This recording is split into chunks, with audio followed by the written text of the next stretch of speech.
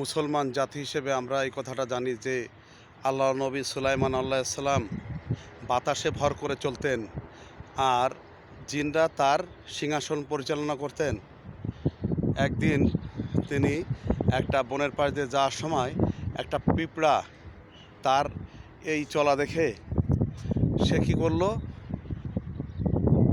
আশ্চর্য বা বিস্ময় প্রকাশ করে বলল, সুবহান আল্লাহ, আল্লাহর একটা বড় কুদরতের কথা তুলে ধরলো। এই কথাটা হজরত সুলাইমান আলাইহিস সালামের কানে গেল।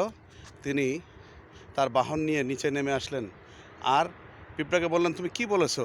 পিঁপড়া খুব ভয়ে ছিল, ভয়ে ভয়ে উত্তর দিল যে আমি তো সুবহান আল্লাহ বলছি। তা বলছো তুমি জানো না যে এই জমিনের ভিতরে যতটুকু খালি জায়গা আছে সব এই তোমার সুবহান আল্লাহ দ্বারা পূর্ণ হয়ে গেছে।